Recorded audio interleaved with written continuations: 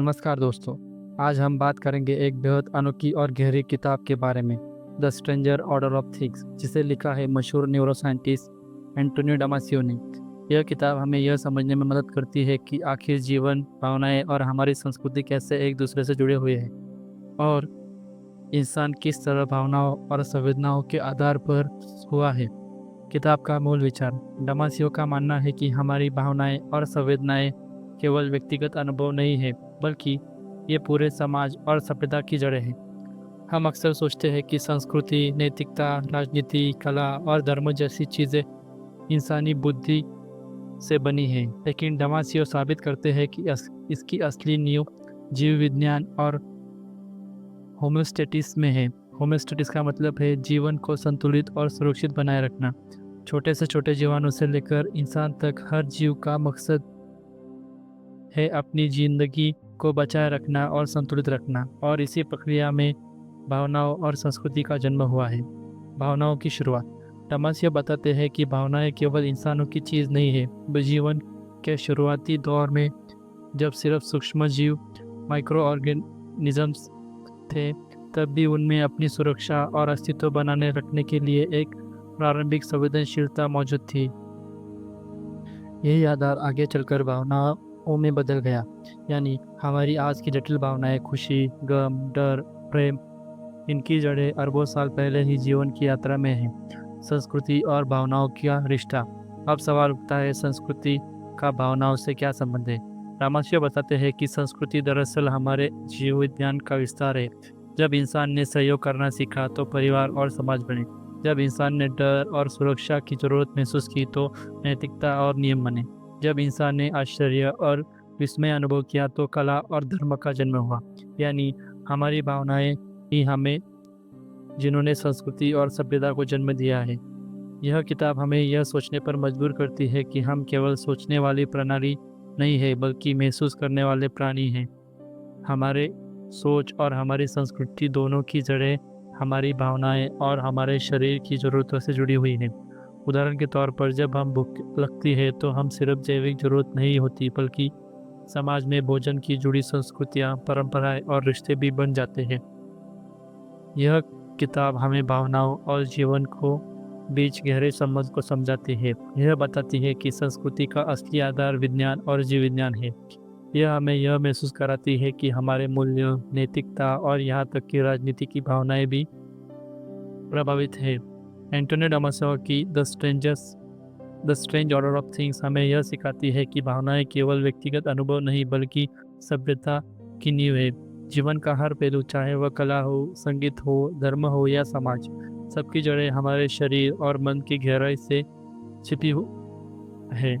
तो दोस्तों, अगर आप यह जानना चाहते हैं कि कैसे जीव विज्ञान और संस्कृति आपस में जुड़े हैं और कैसे हमारी भावनाएं पूरी सभ्यता को दिशा देती है, तो यह किताब आपके लिए बेहद उपयोगी है। अध्याय 1, introduction, the strangers order of things. Antonio Damasio अपनी किताब द स्ट्रेंजर ऑर्डर थिंग्स की शुरुआत एक बेहद गहरी सोच से करते हैं। वे कहते हैं कि जीवन केवल जीने की प्रक्रिया नहीं है, बल्कि इसके भीतर एक ऐसा क्रम है जो हमें अजीब लगता है, लेकिन वास्तव में यह हमारी भावनाएं, सोच और संस्कृति की नींव है। जीवन और होमोस्टेटिस। किताब की भूमिका में डामासियो सबसे पहले होमोस्टेटिस की अवधारणा को रखते हैं। यह जीव विज्ञान का वह नियम है जिसकी तरह से हर जीवन, चाहे वह एक कोशिका हो या इंसान, अपने अस्तित्व को बचाए रखने और संतुलित बनाए रखने की कोशिश करता है। जब हम भूख लगती है, प्यास लगती है और दर्द होता है, तो यह शरीर का तरीका है हमें यह याद दिलाने का कि हमें खुद को बचाए रखना है। यह होमोस्टेटिस है। भावनाओं की भूमिका। डामासियो बताते हैं कि भावनाएं केवल इंसानों की चीज़ नहीं, यह जीवन की शुरुआत से मौजूद रही है। जीव वो के शुरुआती रूपों में भी यह एक तरह की संवेदनशीलता थी। खतरे से बचना, ऊर्जा खोजना और खुद को सुरक्षित रखने की क्षमता। समय के साथ यही प्राथमिक संवेदनाएं विकसित होकर इंसानी भावनाओं जैसे डर, खुशी, गम, गुस्सा और प्रेम में बदल गई। संस्कृति का जन्म। इंट्रोडक्शन का एक बड़ा हिस्सा इस बात पर केंद्रित है कि हमारी संस्कृति कहाँ से आई है। हम आमतौर पर मानते हैं कि संस्कृति केवल बुद्धि और तर्क का परिणाम है, लेकिन डमासियो कहते हैं कि संस्कृति का असली जन्म हमारी भावनाएं और शरीर की ज़रूरतों से हुआ है। उदाहरण के लिए, जब इंसान ने डर महसूस किया तो उसने सुरक्षा के लिए समाज और नियम बनाए। जब इंसान ने आनंद और आश्चर्य अनुभव किया तो उसने कला और संगीत रचे। जब इंसान ने जीवन में सवालों पर विचार किया तो उसने धर्म और दर्शन विकसित किए। सोच और महसूस। डमासियो यह भी बताते हैं कि हम अक्सर सोचने वाले प्राणी के रूप में खुद को परिभाषित करते हैं, लेकिन असलियत में हम पहले महसूस करने वाले प्राणी हैं। हमारी सोच, हमारी तर्क शक्ति और हमारी योजनाएं सब भावनाओं पर आधारित होती है। अगर भावनाएं न हो तो बुद्धि भी अधूरी रह जाती है। किताब की मुख्य भूमिका हमें एक गहरा संदेश देती है। जीवन का हर पहलू भावनाओं से जुड़ा हुआ है। हमारी संस्कृति, सभ्यता, नैतिकता और राजनीति, ये सब हमारी जैविक जरूरतों और भावनाओं से निकलती हैं।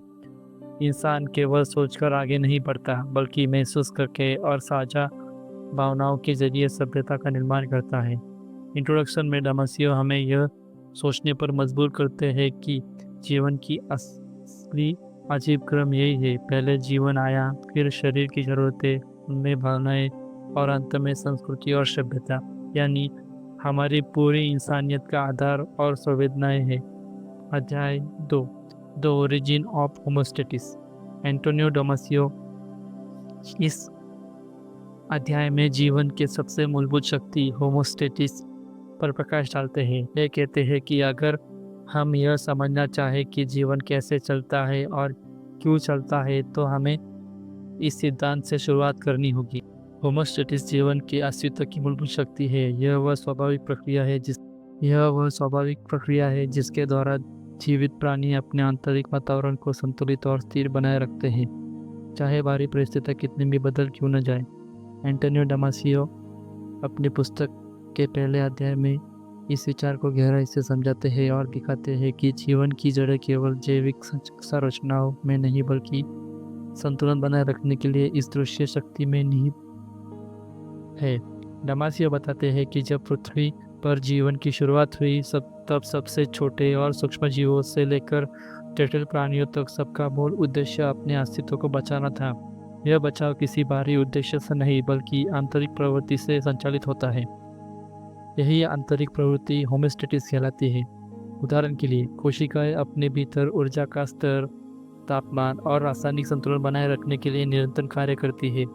यदि यह संतुलन बिगड़ता है तो जीवन खतरे में पड़ जाता है। लेखक का मानना है कि होमोस्टेटिस केवल जीवन स्तर पर महत्वपूर्ण नहीं है, बल्कि यह जीवों के व्यवहार, भावनाएं और सामाजिक संरचनाओं को भी प्रभावित करता है। एक साधारण जीवाणु भी अपने परिवेश में बदलाव आने पर तुरंत प्रतिक्रिया करता है, जैसे भोजन की ओर बढ़ना और विश्लेषण वातावरण से बचना। यह प्रतिक्रिया भी उसी संतुलन की खोज का हिस्सा है। मानव जीवन में होमोस्टेटिस और भी जटिल रूप लेता है। हमारे शरीर का तापमान, हृदय की धड़कन, जल का स्तर, ऑक्सीजन की मात्रा, सब कुछ इस प्रक्रिया द्वारा नियंत्रित होता है। लेकिन केवल शारीरिक स्तर पर ही नहीं, मानसिक और भावनात्मक स्तर पर भी होमोस्टेटिक सक्रिय है। खुशी, दूर, डर या प्रेम जैसी भावनाएं भी इसी आंतरिक संतुलन से जुड़ी होती है। जब हम तनावग्रस्त होते हैं तो शरीर और मन उस असंतुलन को ठीक करने के लिए कोशिश करता है। डमासियो स्पष्ट करते हैं कि संस्कृति, नैतिकता और समाज का विकास भी होमोस्टेटिस से गहराई से जुड़ा हुआ है। इंसानों ने नियम, परंपराएं और नैतिकता मूल इसलिए बनाए ताकि व्यक्तिगत और सामाजिक जीवन में संतुलन बना रहे। यदि यह संतुलन न हो तो समाज में अराजकता और संघर्ष बढ़ता है। इसी दृष्टि से देखा जाए तो होमोस्टेटिस केवल जीव विज्ञान का आधार नहीं, बल्कि मानव सभ्यता की नींव है। पहले अध्याय में लेखक यह विचार प्रस्तुत करते हैं कि जीवन और संस्कृति दोनों की जड़ें इसी स्वाभाविक प्रक्रिया में छिपी हुई है। यह हमें यह समझने में मदद करते हैं कि अस्तित्व का अर्थ केवल जीवित रहना नहीं है,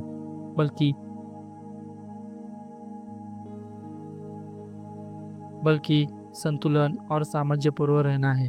जीव विज्ञान और सामाजिक संरचना दोनों का मूल लक्ष्य होमोस्टेटिस को बनाए रखना है।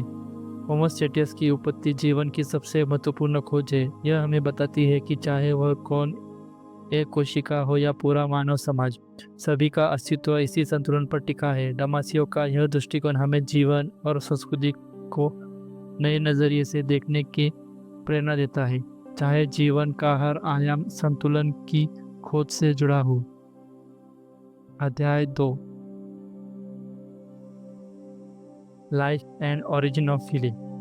एंटोनियो डामासियो इस अध्याय में यह सवाल उठाते हैं कि भावनाएं कहाँ से आती है और जीवन में उनकी भूमिका क्या है। वे बताते हैं कि भावनाएं केवल मनुष्य की मानसिक क्रियाएं में नहीं, बल्कि उनका उद्यम जीवन की सबसे प्रारंभिक जैविक प्रक्रियाओं में जुड़ा हुआ है।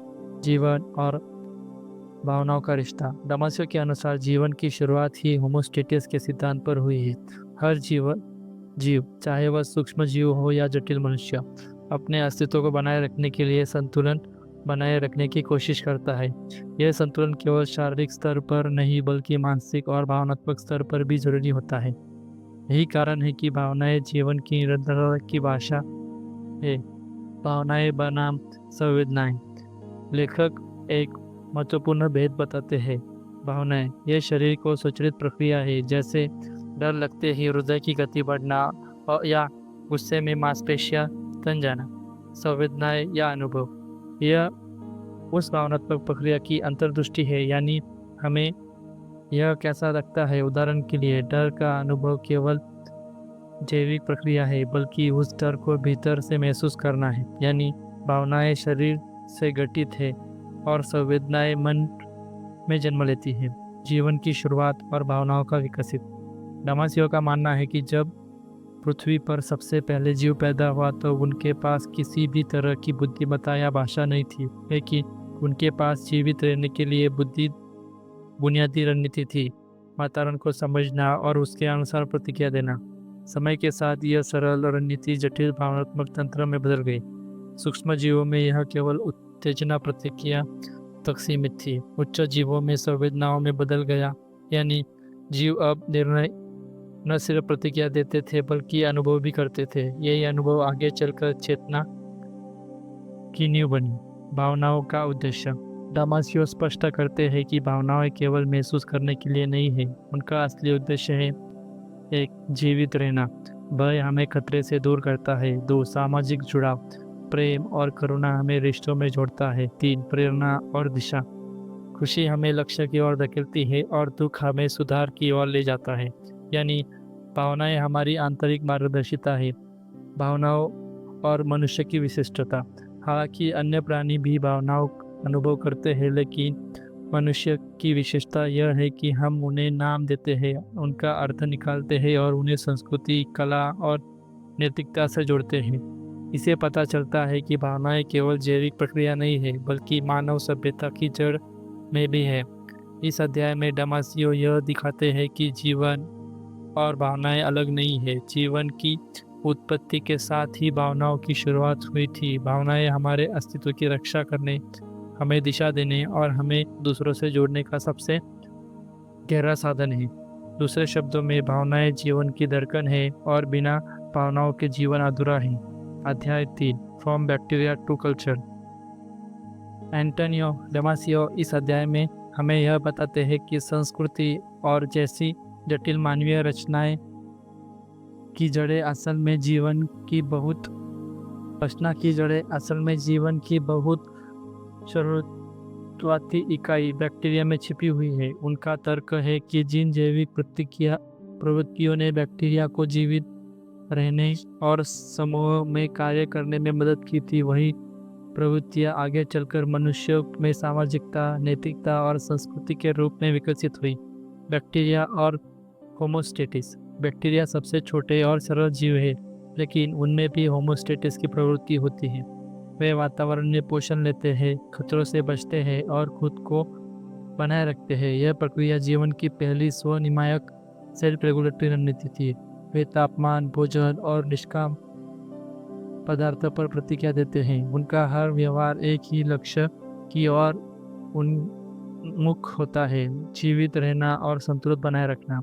सहयोग और प्रतिस्पर्धा। डामासियो बताते हैं कि बैक्टीरिया केवल अकेले जीवित नहीं रहते, बल्कि अक्सर कॉलोनीज में रहते हैं। इन बैक्टीरिया में वे आपस में रसायनों के माध्यम से संचार करते रहते हैं। कुछ बैक्टीरिया सहयोग करते हैं और संसाधनों को साझा करते हैं। कुछ प्रतिस्पर्धा करते हैं और दूसरों को कमज़ोर कर देते हैं। यानी सामाजिक व्यवहार की जड़ें सबसे सूक्ष्म और जीवन रूप से मौजूद है। सामाजिकता का विकास। बैक्टीरिया में इस सामूहिक जीवन में एक संदेश दिया। अकेले जीवित रहना कठिन है। समूह में रहना सुरक्षा, स्थिरता और विकास का प्रदान करता है। यहाँ से सामाजिक व्यवहार का बीज बोया गया। धीरे धीरे यह बीज पौधे, जानवरों और अंततः मनुष्यों में जटिल सामाजिक संरचनाओं के रूप में विकसित हुआ। बैक्टीरिया से मनुष्य तक। डामासियो कहते हैं कि मनुष्य की भावनाएं, नैतिक मूल्य और सांस्कृतिक प्रणालियां किसी अचानक खोज का परिणाम नहीं है। वह एक लंबी जैविक प्रक्रिया का हिस्सा है जो बैक्टीरिया की साधारण रणनीतियों से शुरू हुई है। बैक्टीरिया में सामूहिकता, जानवरों में सामाजिक संरचना, मनुष्यों के संस्कृति, कल्चर, नैतिकता और सहयोग। संस्कृति और होमोस्टेटिस। लेखक का मुख्य तर्क है कि संस्कृति भी एक तरह की होमोस्टेटिस प्रणाली है। जैसे बैक्टीरिया जीवित रहने के लिए आपस में सहयोग करते हैं, वैसे ही मनुष्य संस्कृति का निर्माण करते हैं ताकि सामूहिक जीवन टिकाऊ जा सके। संस्कृति हमें नियम, परंपराएं और मूल्य देती है जो समाज में संतुलन और स्थिरता बनाए रखती है। इस अध्याय का संदेश है कि संस्कृति मानव बुद्धि की अचानक उपज नहीं है। इसका आधार जीवन की सबसे प्राचीन इकाई बैक्टीरिया के सामाजिक और स्वनियामक व्यवहार में है। दूसरे शब्दों में सांस्कृतिक जीव में प्राकृतिक क्रम का विचार है जो बैक्टीरिया से शुरू होकर आज मानव सभ्यता तक पहुंच गया है। अध्याय 4, the rise of nervous system. Antonio इस अध्याय में समझाते हैं कि जीवन की शुरुआत इकाई जैसे बैक्टीरिया और एक कोशिकीय जीव अपने अस्तित्व के लिए केवल रासायनिक संकेतों पर निर्भर रहते हैं। लेकिन जैसे जैसे जीवन अटिल होता गया, जीवों को तेज, सटीक और विविध प्रतिक्रियाओं की जरूरत थी। इसी जरूरत से तांत्रिक तंत्र का जन्म हुआ। शुरुआती जीवन और समय। एक कोशिकीय जीव केवल रासायनिक आदान प्रदान से अपने पर्यावरण को पहचानते थे। वे भोजन, प्रकाश और खतरे को महसूस करते थे, लेकिन उनकी प्रतिक्रिया धीमी और सीमित थी। जैसे जैसे जीवन का आकार और संरचना बढ़ी, सिर्फ रासायनिक संकेत पर्याप्त नहीं थे। यहाँ से संवेदी और समन्वय प्रणाली की आवश्यकता महसूस हुई। तांत्रिकता तंत्र का आरंभ। डामासियो बताते हैं कि तांत्रिका तंत्र का जन्म एक तरह के संचार प्रणाली को तेज बढ़ाने के लिए किया गया। सबसे पहले सरल जीवों को न्यूरॉन्स विकसित किया। न्यूरॉन्स ने विद्युत संकेतों की मदद से तेजी से जानकारी पहुंचाना शुरू किया। यह जीवों के लिए जीव और मृत्यु का सवाल था, खतरे को जल्दी पहचानना और तुरंत प्रतिक्रिया देना। इंद्रियों का विकास। नर्वस सिस्टम ने जीवों को केवल तेजी से प्रतिक्रिया ही नहीं दी, बल्कि नई इंद्रिया का निर्माण भी किया। प्रकाश को महसूस करने के लिए आंखें जैसी संरचनाएं बनाई। आवाज और कंपन के लिए श्रवण तंत्र भी बनाई। स्वाद, गंध और स्पर्श जैसी क्षमताएं भी तांत्रिक तंत्र को दी गई। इससे जीवों को न सिर्फ जीवित रहने के लिए मदद मिली, बल्कि वे अपने वातावरण को गहराई से समझने लगे। समन्वय और जटिलता। जैसे जैसे तांत्रिक का तंत्र आगे बढ़ता गया, उसने सिर्फ प्रतिक्रिया देने के बजाय सूचना का संगठन शुरू किया। जीव अब केवल प्रतिक्रिया नहीं करते थे, बल्कि अनुभवों को समझौते और रणनीति बनाते थे। यही थे व्यवहार की जटिलता का उदय हुआ। सामाजिक जीवन और तांत्रिका तंत्र। तांत्रिका तंत्र ने जीवों में सामूहिकता की संभावनाएं बढ़ी। जानवरों ने एक दूसरे से संकेतों के माध्यम से संवाद शुरू किया। शिकार करना, सुरक्षा करना और समूह में रहना तांत्रिका तंत्र के बिना असंभव नहीं था। यानी सामाजिक संगठन और संस्कृति की नींव यही रखी गई थी। डामासियो इस अध्याय में एक स्पष्ट करते हैं कि तांत्रिका तंत्र सिर्फ शरीर की एक प्रणाली नहीं है, बल्कि जीव के विकास की एक क्रांतिकारी छलांग है। इसने जीवों को तेजी से खतरे पहचानने, वातावरण को समझने और अनुभव से सीखने के लिए क्षमता दी। यही प्रणाली आगे चलकर मनुष्य में सोच, भावनाएं और चेतना की नींव बनी। दूसरे शब्दों में न्यूरल सिस्टम का विकास जीवन को सरल जीवों से जटिल प्रणालियों और अंततः मानव संस्कृति के ले गया। अध्याय 5 the birth of subjectivity. Antonio इस अध्याय में बताते हैं कि तांत्रिका तंत्र के विकास ने जीवों को बाहरी दुनिया से तेज प्रतिक्रिया देने की शक्ति दी, लेकिन केवल प्रतिक्रिया देना ही जीवन का उद्देश्य नहीं था। असली बदलाव तब आया जब जीवों ने अपने अनुभवों को मैं के रूप में महसूस करना शुरू किया। यही क्षण था व्यक्तित्व और चेतना का जन्म लेना, अनुभव से स्व की ओर।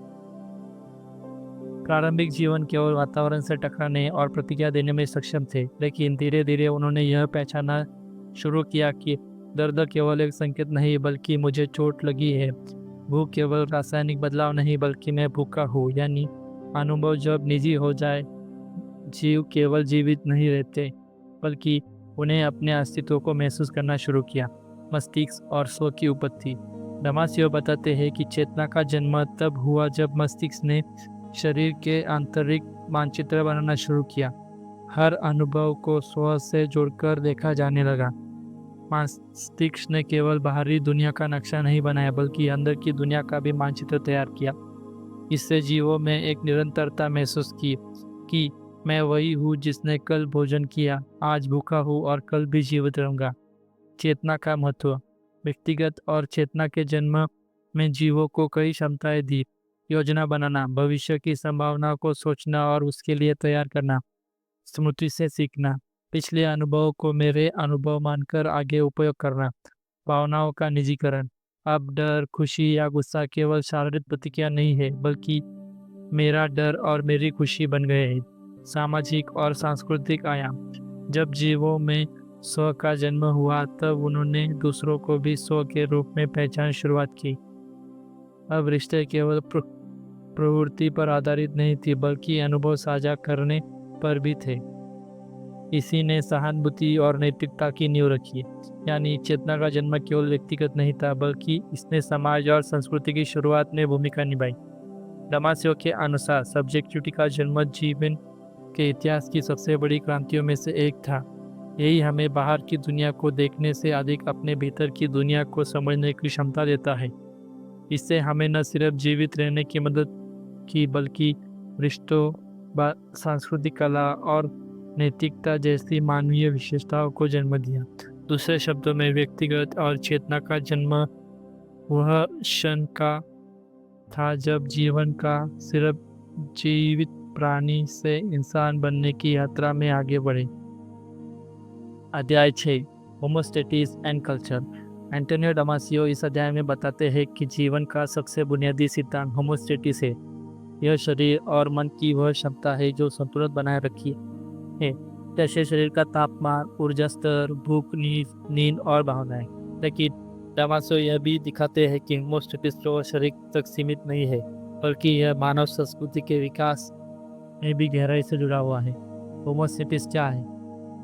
हर जीव में अपने अस्तित्व को बनाए रखने के लिए संतुलित रहता है। उदाहरण, जब हम भूख लगती है तो हमें संकेत है कि शरीर ऊर्जा चाहता है। खाना खाकर हम यह संतुलन को हाल कर देते हैं। इसी तरह तनाव, डर और दर्द भी संकेत है कि हमारे भीतर कुछ संतुलित हो गया है। भावनाएं और होमोस्टेसिस। भावनाएं वास्तव में होमोस्टेसिस का मार्गदर्शन है। खुशी इक्वल टू संतुलन सही है। गुस्सा या डर संतुलन बिगड़ता है और उससे सुधारे भी जाते हैं। यानी हमारी भावनाएं केवल व्यक्तिगत अनुभव नहीं बल्कि जीवन को सुरक्षित और स्थिर रखने की जैविक उपकरण है। संस्कृति की नींव। दमासियो का तर्क है कि संस्कृति का जन्म भी होमोस्टेसिस की आवश्यकता से हुआ है। लोग एक दूसरे के साथ मिलकर सुरक्षा चाहते थे। भाषा, नैतिकता, धर्म, कला और समाज, ये सब इंसानों द्वारा अपनी सामूहिक होमोस्टेसिस को बनाए रखने के प्रयास थे। उदाहरण, धर्म ने लोगों को आशा और नियम दिए जिसने मानसिक संतुलन बना रहा। कानून और नैतिकता ने समाज जीवन में संतुलित स्थापित किया। कला और संगीत ने भावनाओं को व्यक्त कर मानसिक बोझ हल्का किया।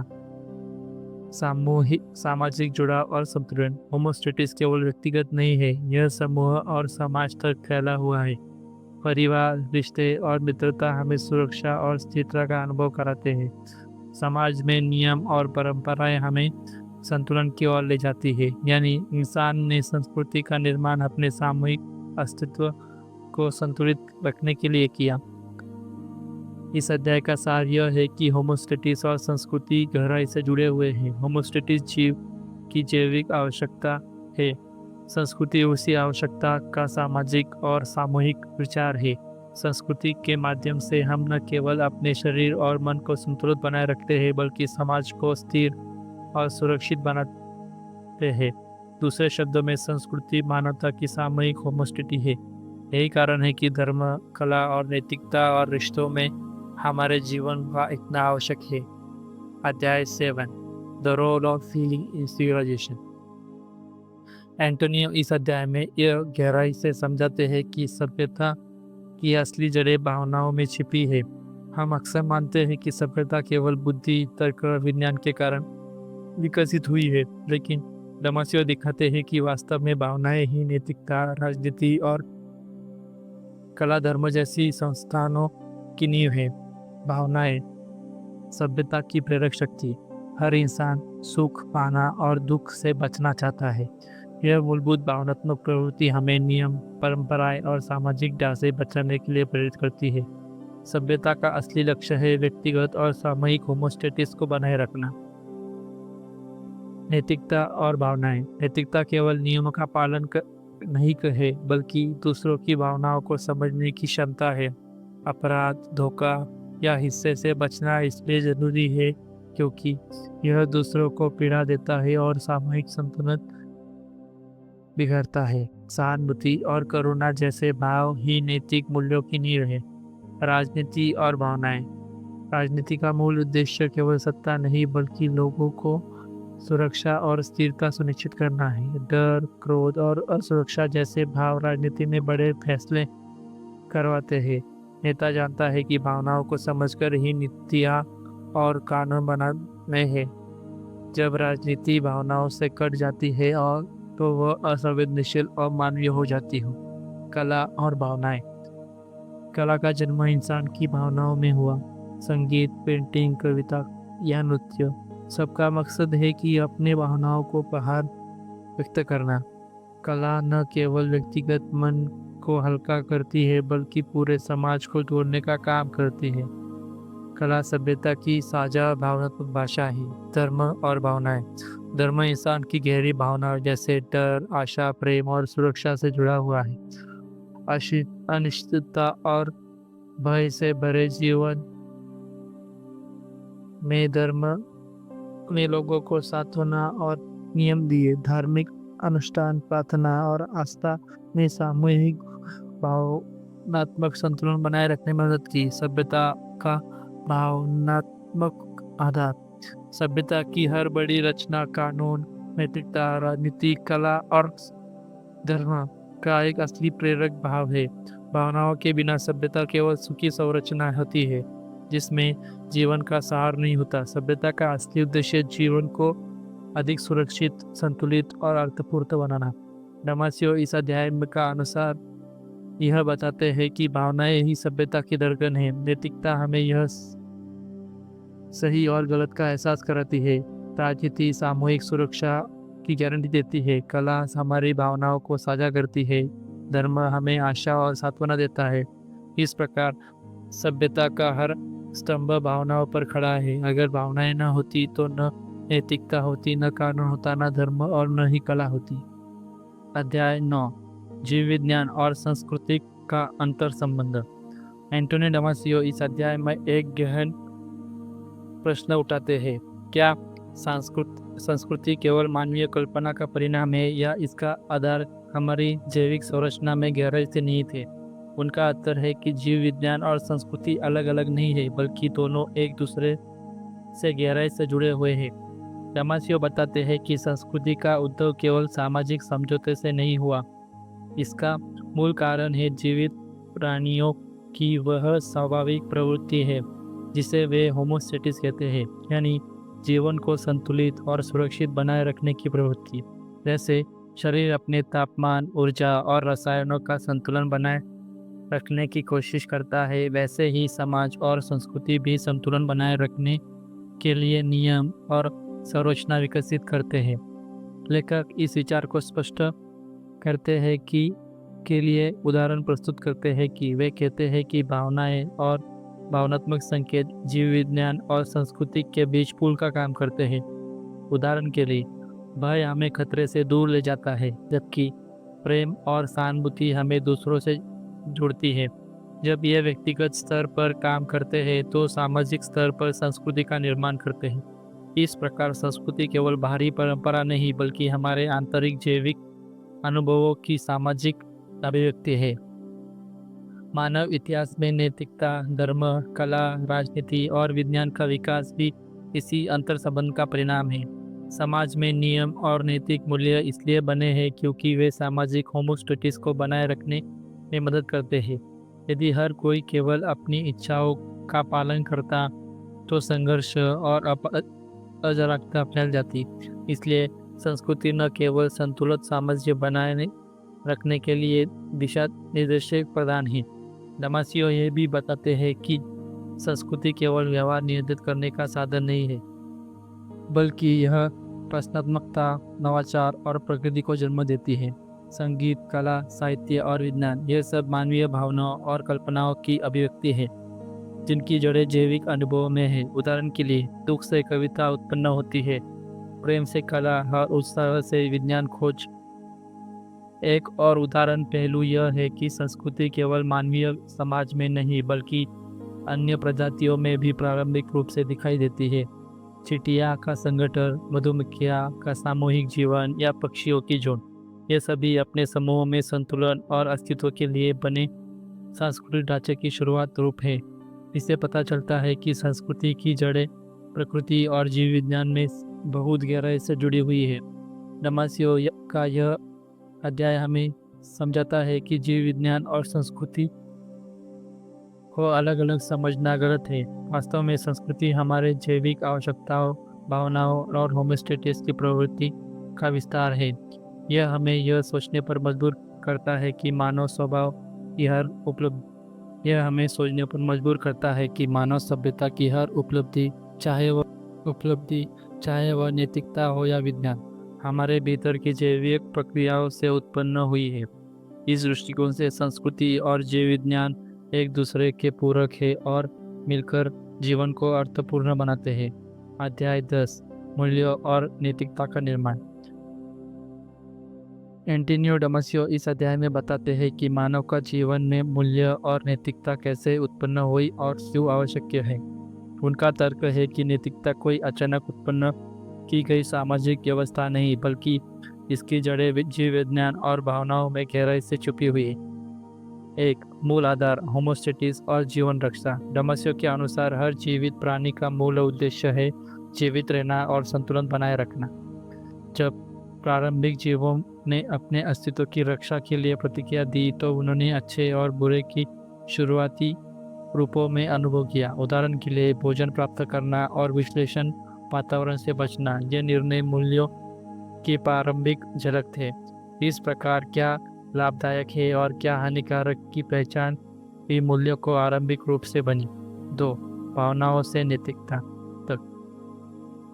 मानव विकास की 7 भावनाएं और जटिल हो गई है। प्रेम, सहानुभूति, भय और करुणा जैसी भावनाएं केवल व्यक्तिगत नहीं रही बल्कि सामूहिक जीवन के लिए भी आवश्यक बन गई है। जब लोग एक दूसरे के दुख और सुख को महसूस करने लगे तो उन्होंने ऐसे नियम बनाए जो सबके लिए संतुलन और सुरक्षा लाए। यही नियम आगे चलकर नैतिकता बने। 3 मूल्य और समाज का संबंध। डमासियो बताते हैं कि संस्कृति और समाज का निर्माण भी मूल्यों और नैतिकता की नींव पर हुआ। मूल्य ये हमें बताते हैं कि जीवन में क्या महत्वपूर्ण है, जैसे सत्य, प्रेम, न्याय या करुणा। नैतिकता ये वे नियम हैं और सिद्धांत है जो हमें इन मूल्यों के अनुसार आचरण करना सिखाते हैं। उदाहरण के लिए यदि मूल्य है जीवन की रक्षा तो नैतिकता हमें यह सिखाती है कि हत्या गलत है और मदद करना सही है। 4 जैविक जड़ें और सामाजिक विचार। लेखक का एक प्रमुख विचार है, नैतिकता का जन्म केवल धार्मिक और दार्शनिक सोच से नहीं हुआ, बल्कि यह जैविक आवश्यकता से उत्पन्न हुई। मनुष्य ने जब समूहों में रहना शुरू किया तो संघर्ष से बचने और सहयोग बढ़ाने के लिए नैतिकता नियम आवश्यक हो गए। इस दृष्टि से नैतिकता हमारे मस्तिष्क और तांत्रिकता तंत्र का प्रमुख कार्यप्रणाली का ही विचार है। 5. आधुनिक समाज में महत्व। आज भी नैतिकता केवल परंपरागत नियम नहीं है, यह हमें जटिल परिस्थितियों में सही निर्णय लेने की क्षमता देता है। विज्ञान, राजनीति और तकनीक में भूमिका बहुत महत्वपूर्ण है। उदाहरण के लिए चिकित्सा या आर्टिफिशियल इंटेलिजेंस के क्षेत्र में यह तय करना जरूरी है कि कौन सा निर्णय मानव जीवन और संतुलन के लिए सही है। दामासियो स्पष्ट करते हैं कि मूल्य और नैतिकता जीव के जैविक जड़ों से उत्पन्न हुई है, लेकिन उन्होंने मानव सभ्यता को दिशा और अर्थ दिया है। ये हमें केवल जीवित रहने में मदद नहीं करते, बल्कि बेहतर जीवन जीने का मार्ग भी दिखाते हैं। इस प्रकार मूल्य और नैतिकता केवल सामाजिक समझौते नहीं, बल्कि हमारे अस्तित्व और होमोस्टेटिस की गहरी आवश्यकता है। अध्याय 12, मानव जीवन का विचित्र क्रम। एंटोनियो दामासियो अपनी पुस्तक के अंतिम हिस्से में इस मूल प्रश्न पर लौटते हैं, मानव जीवन का आधार क्या है, और इसे विचित्र क्रम क्यों कहा गया है। उनका निष्कर्ष यह है कि मानव जीवन को समझने के लिए हमें जीव विज्ञान और संस्कृति दोनों का साथ देखना होगा, क्योंकि यही दोनों मिलकर हमारे अस्तित्व का निर्माण करते हैं। एक, जीवन की जड़ें, होमोस्टेटिस। पुस्तक की शुरुआत में दामासियो ने जिस होमोस्टेटिस का परिचय कराया, वह अंत में एक केंद्रीय विचार बना रहता है। हर जीव, चाहे सूक्ष्म जीव हो या मनुष्य, अपने जीवन को संतुलित बनाए रखने की प्रवृत्ति से संचालित होता है। यह संतुलन केवल शरीर तक सीमित नहीं रहता, बल्कि मन, भावनाएं और समाज में दिखाई देता है। यही कारण है कि मनुष्य व्यक्तिगत स्तर पर और सामूहिक स्तर पर स्थिरता और सुरक्षा तक खोजता है। 2. जीव विज्ञान और संस्कृति का संगम। मानव सभ्यता का विकास केवल तकनीकी या बौद्धिक उपलब्धियों का परिणाम नहीं है। दामासियो का तर्क है कि संस्कृति, नैतिकता, कला और विज्ञान सभी हमारे जैविक ढांचे की ही अभिव्यक्तियां हैं। भावनाएं और अनुभूतियां जैसे प्रेम, सहानुभूति, दुख या आनंद जैविक रूप से उत्पन्न होती है, लेकिन यह भी भावनाएं समाज को नियम, मूल्य और परंपराएं बनाने के लिए प्रेरित करती है। इस प्रकार जीव विज्ञान और संस्कृति एक दूसरे से घुलते हुए हैं। 3. नैतिकता और मूल्य का महत्व। दामासियो बताते हैं कि ये मूल्य किसी बाहरी आदेश से नहीं, बल्कि हमारे आंतरिक जैविक प्रवृत्तियों और भावनाओं से उत्पन्न हुए हैं।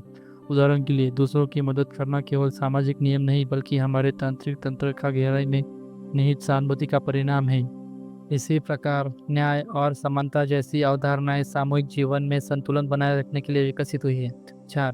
मानव जीवन की विचित्रता। दामासियो मानव जीवन को विचित्र इसलिए कहते हैं क्योंकि इनमें दो विरोधाभासी प्रवृत्तियां साथ साथ मौजूद है। एक और हम जैविक प्राणी है जिनका व्यवहार शारीरिक प्रक्रियाओं और होमोस्टेटिस से संचालित होता है। दूसरी ओर हम एक सांस्कृतिक प्राणी है जो कला, विज्ञान और नैतिकता जैसे जटिल संरचनाएं बनाए है। यानी द्वैत हमें साधारण जीवन से अलग करता है और मानव जीवन को अद्वितीय बनाता है। 5. भविष्य की दिशा। अंत में लेखक यह प्रश्न उठाते हैं कि आधुनिक समाज में जहाँ विज्ञान, तकनीकी और राजनीति लगातार बदल रहे हैं, वहाँ संतुलन कैसे बनाए रखा जाए। उनका उत्तर है, मानव जीवन को समझने के लिए हमें हमेशा इस मूल सिद्धांतों को याद रखना चाहिए कि हर निर्णय का लक्ष्य संतुलन, स्थिरता और सामंजस्य होना चाहिए। यदि हम होमोस्टेटियस और मानवीय विचारों, मूल्यों को नज़रअंदाज करेंगे तो समाज में असंतुलता और अराजकता बढ़ेंगी।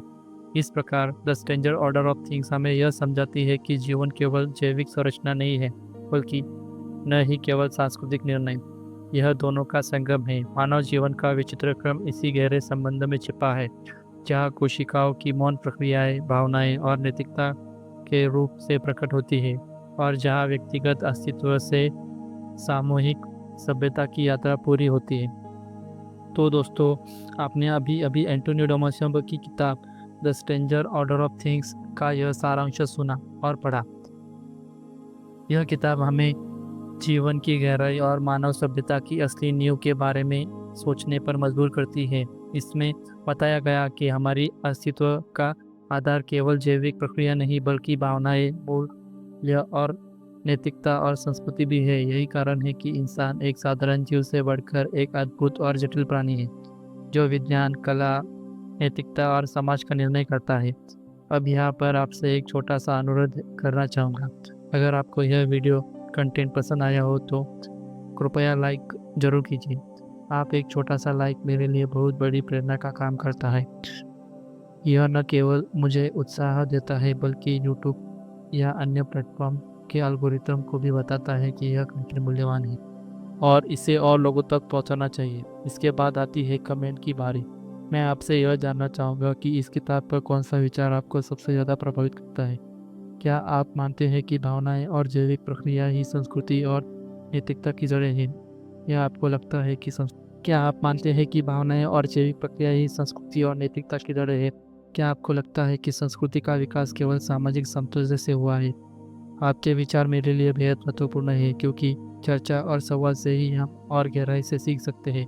इसलिए कृपया अपने विचार नीचे कमेंट सेक्शन में ज़रूर साझा करें और हाँ, शेयर कर। अगर आपको लगता है कि यह ज्ञान केवल आपके पास ही नहीं रहना चाहिए बल्कि आपके दोस्तों, परिवार या सहकर्मियों को भी इसे प्रेरणा मिल सकती है तो इसे अपने सोशल मीडिया पर या अपने करीबी लोगों को साझा कीजिए। याद रखिए, ज्ञान तभी सार्थक है जब वह फैलता है।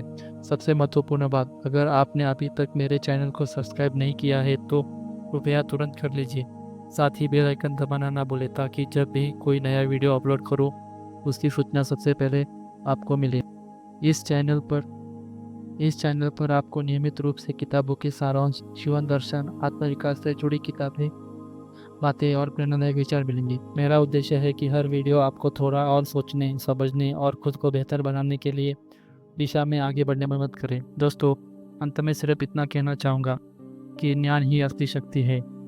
जब हम किताबों से सीखते हैं और उस ज्ञान को जीवन में उतारते हैं तभी हम अपने और समाज के लिए बेहतर भविष्य बना सकते हैं। इसलिए सीखते रहिए, पढ़ते रहिए और खुद को नए विचारों के लिए हमेशा खुला रखें। तो चलिए, आज के लिए बस इतना ही। अगली बार फिर मिलेंगे एक नई किताब, एक नए विचार और एक नई प्रेरणा के साथ। तब तक के लिए धन्यवाद, शुभकामनाएं और याद रखिए, लाइक, कमेंट, शेयर और सब्सक्राइब करना बिल्कुल मत भूलिए।